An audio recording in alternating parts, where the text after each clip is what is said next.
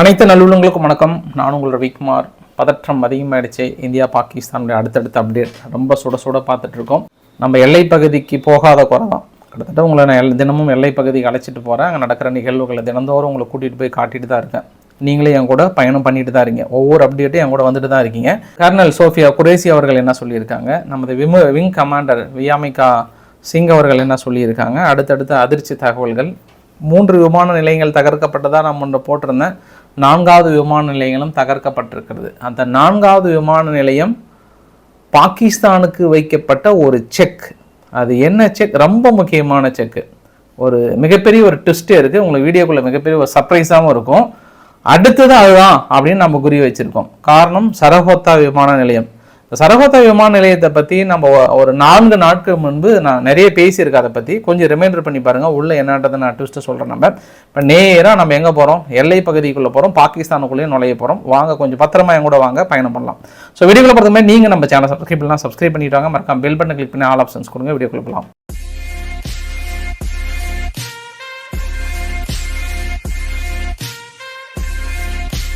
இன்னைக்கு காலையிலிருந்து அமெரிக்கா அப்படியே நாட்டாமையாக வகுத்து நான் இந்த வாரம் நிறுத்த போகிறேன் அப்படின்னு பயங்கரமாக வசனம் விட்டுட்டு இருக்காங்க. ஸ்டேட் செக்ரட்டரி மார்க்கோ ரூபியோ அவர்கள் உடனே தையதாக்க ஓடி வரேன் அப்படின்ற மாதிரி சொல்கிறாங்க.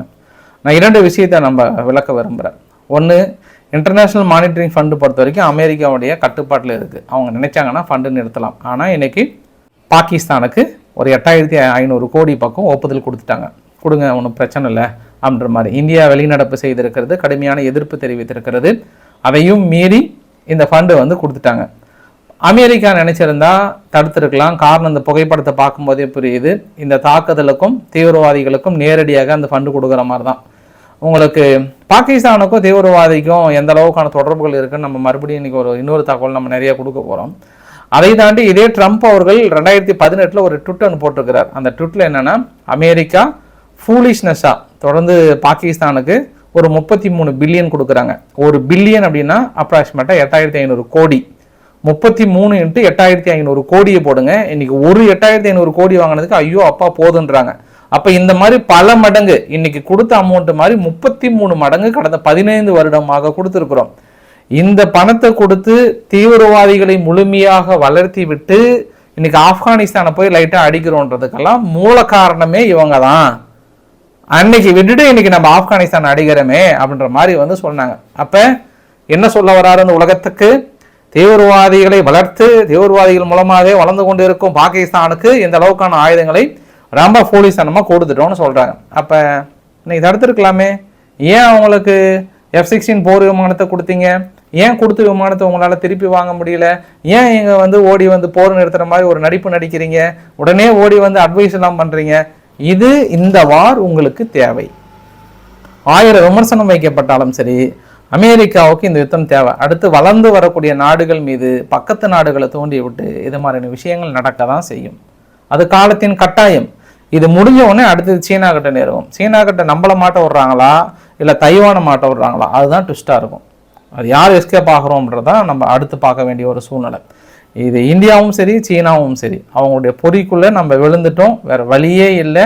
பாகிஸ்தானும் அதுக்கு தகுந்த மாதிரி தான் இருக்கானுங்க. கொஞ்சம் கூட சொன்னாலும் கேட்க மாட்டேன்றாங்க. தட்டி வைக்க வேண்டிய ஒரு சூழ்நிலையாக இந்தியா உணர்கிறது இந்த தருணத்தில். அதனால் இந்த யுத்தமாகவே பார்க்கப்படுகிறது. சரி, இன்னொரு மிகப்பெரிய ஒரு வகை ஒன்று IMF, இன்னொன்று யாருன்னா துருக்கி. துருக்கி இன்னைக்கு காலையில் பாருங்கள், பாகிஸ்தானுடைய AF ஹெவி லிஃப்டர் R110 + 002 இப்போ காலையில் இறங்கி போயிட்டாங்க. இஸ்தான்புல்ல இறங்கி இப்போ ஃபுல்லாக லோட் பண்ணிட்டு இருக்காங்க அவங்களுடைய ட்ரோன் எல்லாத்தையும்.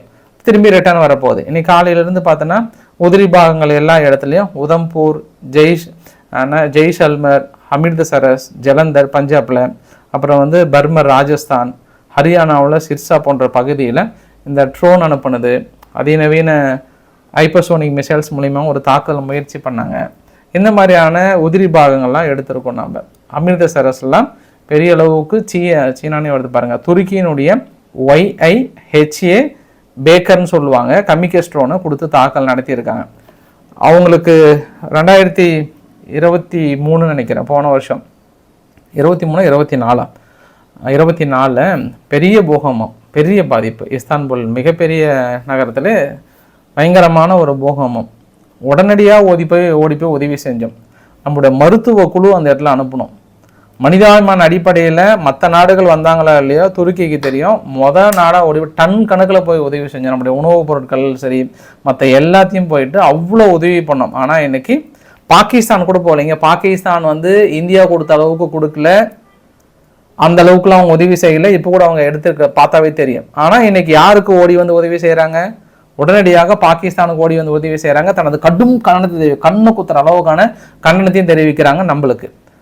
ஆனால் பாருங்க, இன்னும் அவங்க நாட்டு மக்களுக்கு அவங்க நாட்டு ட்ரோன் எது, நம்ம ட்ரோன் எதுன்னு கூட தெரியாமல், ட்ரோன் சொல்லக்கூடாதா, ட்ரோன் எதுன்னு கூட தெரியாமல் இருக்காங்க.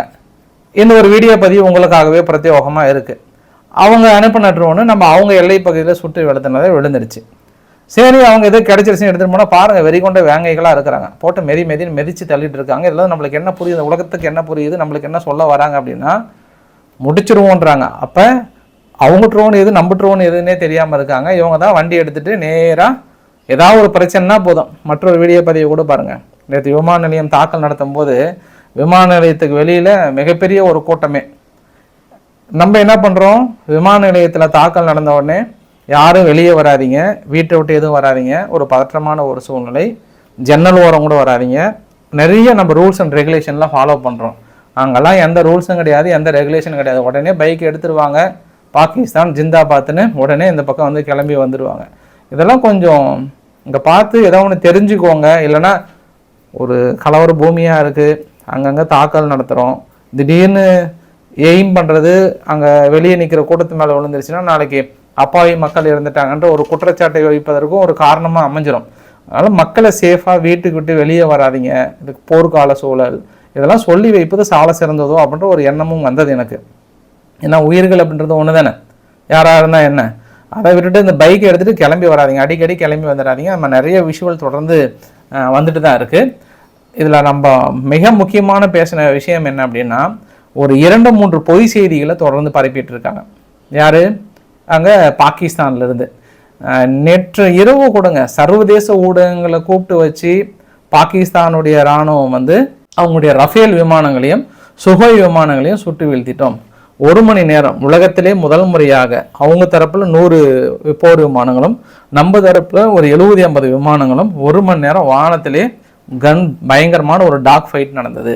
அப்படி டாக் ஃபைட் நடக்கும்போது அவங்களுடைய விமானம் சுட்டு விழுந்தது. சரி, என்னப்பா அவங்க கிட்ட ப்ரூஃப் கொடுக்குறீங்க அப்படின்னா, அந்த விமானி ஐயோ எங்களை சுட்டுட்டாங்க, நான் சேஃபர் பெல்ட் எஜெக்ட் பண்ணுறேன்னு ஒரு வீடியோ ரெக்கார்டு இருக்குது. அந்த ரெக்கார்டு வீடியோ ப்ரூஃபாக கொட்டுறாங்க.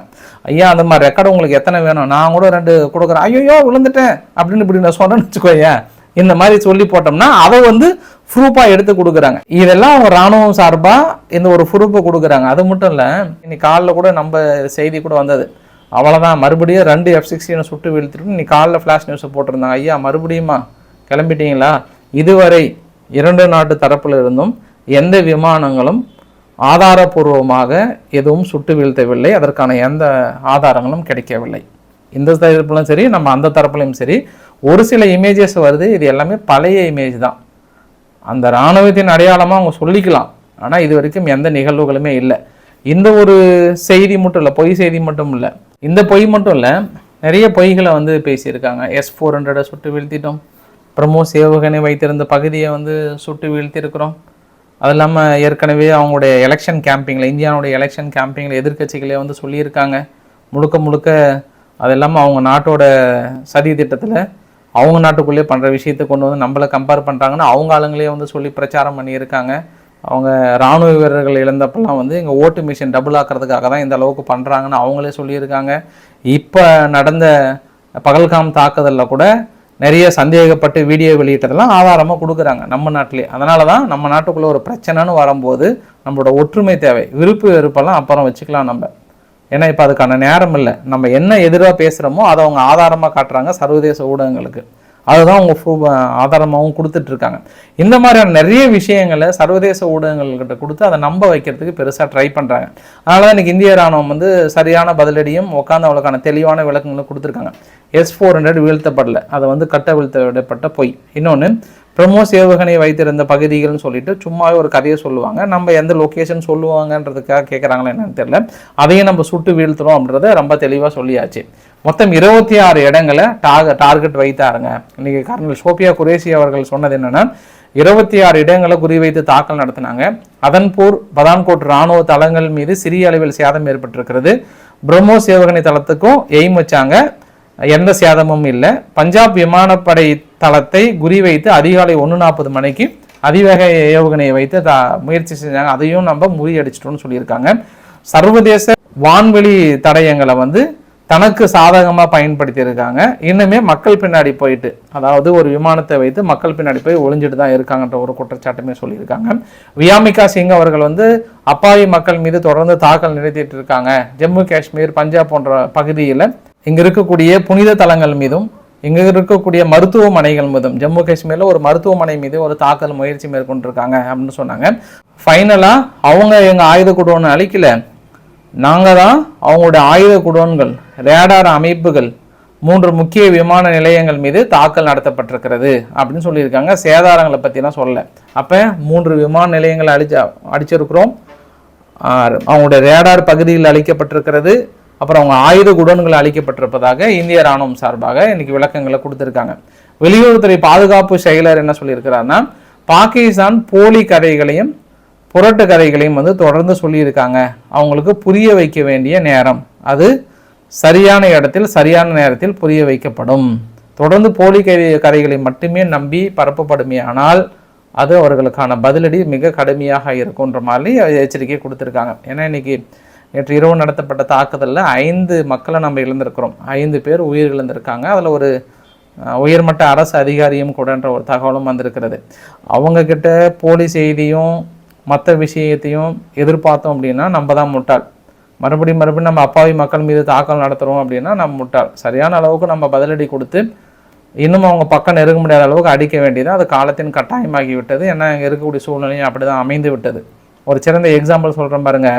இவர் யாருன்னா இராணுவ செய்தி தொடர்பாளர், DGISன்னு சொல்லுவாங்கல்ல, அவங்களுடைய இராணுவ செய்தி தொடர்பாளருடைய தந்தை யார் அப்படின்னா ஒரு பயங்கரவாதின்னு சொல்கிறாங்க. சுல்தான் பஸ்ருதீன் மஹ்மூத் அவர்கள் ஒசாமா பின் லேடனுக்கான அணு மற்றும் ரசாயன உயிரி ஆயுதங்களை விவரங்களையும் மற்றதையும் தெரிவித்ததற்காக சர்வதேச சட்டத்தால் சர்வதேச நாடுகள் எல்லாமே தடை விதிக்கப்பட்ட தீவிரவாதியை அனௌன்ஸ் பண்ணியிருந்தாங்க. அவரோட பையன்தான் இன்னைக்கு இராணுவத்தில் உயர் பொறுப்பில் இருக்கிறார்.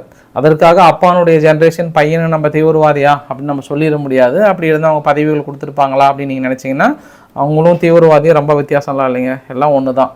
ஏன்னா நேற்று அவங்களுடைய இராணுவ அமைச்சர் பாராளுமன்றத்தில் பேசும்போது என்ன திரும்ப சொன்னார், மதராசாஸும் சரி இல்லை மசூத் அசாரும் சரி, அந்த குரூப்ஸ் எல்லாமே நம்மளுக்கு 2ஆம் படைகள், இராணுவத்துக்கு அப்புறம் இருக்கக்கூடிய நம்ம நாட்டை காப்பாற்றுகின்ற 2ஆம் படைகள்னு வெளிப்படையாகவே பப்ளிக்காகவே நாடாளுமன்றத்திலே அவர் பேசும்போது ஒன்றும் சொல்ல முடியாதுல்ல. நம்ம அவங்கக்கிட்ட போயிட்டு நம்ம என்னத்தை எதிர்பார்க்க முடியும்? ஏன்னா அவங்க தீவிரவாதிகளை வளர்த்துறதே நாட்டுடைய 2ஆம் படை அப்படின்னு சொல்லும்போது நம்ம என்ன பண்ணுறது?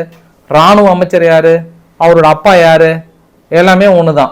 நம்ம தொடர்பு இல்லை என்றாலும் அது தொடர்புபடுத்த வேண்டிய ஒரு சூழ்நிலை. சரி, நம்ம சும்மா அவங்கள போய் நீயாப்பா அவங்கள அப்படி சொல்கிறோன்னு நினச்சிங்கன்னா, மசூத் அசார் யார்? இந்தியாவால் தேடப்படுகிற ஒரு தீவிரவாதி, உலகம் முழுவதும் தேடப்படுகிற ஒரு தீவிரவாதி. அவங்களுடைய உறவினர்கள் இழந்து போன இறுதி சடங்குக்கு கலந்துக்கிட்டாராம். அதுக்கு இராணுவ பாதுகாப்போட, அதாவது ஒரு பிஎம்முக்கு எப்படி ஒரு பாதுகாப்பு கொடுப்போம், ஒரு சிஎம்முக்கு எப்படி நம்ம ப்ரொடெக்ஷன் கொடுப்போம், அந்த மாதிரி பாதுகாப்போடு எந்த ஒரு இமேஜும் எடுக்காத அளவுக்கு ஃபுல்லாக அந்த ஏரியாவை ஹை ப்ரொடெக்ட் பண்ணி கொடுத்துட்டு போனதாக அங்கே வைத்த மறு வைத்த நபர்கள் கன்ஃபார்ம் பண்ணி சொல்கிறாங்க, சத்தியம் பண்ணி சொல்கிறாங்க. அப்போ இதெல்லாம் யார்? இதெல்லாம் என்ன? அவங்களுக்கு வித்தியாசம் இல்லைன்றது உலகம் முழுவதும் தெரியும். இனி எங்கே சொன்னாலும் எடுபடாதுங்க. நம்ம ஐநாவிலே போய் முறையிட்டால் கூட அது எடுபடாது. வேறு வழி இல்லை, வந்துட்டோம். அதை அவங்கள ஒத்துக்க வைக்கிறோமா இல்லையா, பொருளாதார ரீதியாக வீழ்த்தரமா, அதுதான் எங்கள் டாப்பிக்காக இருக்க போது ஒன்று. சரி, இந்தியா செய்த சிறப்பான சம்பவம் என்ன? 3 விமான நிலையங்களை நம்ம சுட்டு வீழ்த்திட்டுமே.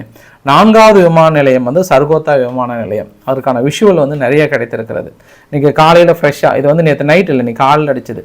அது இல்லாமல் லாகூரில் மற்றொரு இடத்துலையும் பெரிய அளவுக்கு 5வது இடம்னு சொல்கிறாங்க. அது இன்னும் கன்ஃபார்மாக வரல, நான் அடுத்த செய்தி அவங்களுக்கு உறுதிப்படுத்துகிறேன். நான் இந்த 4வது விமான நிலையம், சர்கோத்தா விமான நிலையம் பொறுத்த வரைக்கும் ரொம்ப ரொம்ப முக்கியமானது.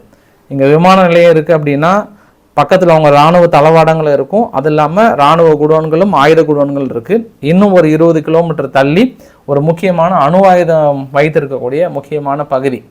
அப்போ நம்ம என்ன பண்ணியிருக்கோம், துல்லிய தாக்குதலால் இன்னும் நம்ம பிரம்மோஸ் ஏவுகணைகள் கையில் எடுக்கலை. பிரம்மோஸ் ஏவுகணை இன்னும் நம்மளுடைய பிரம்மாஸ்திரத்தை எடுக்கவே இல்லை.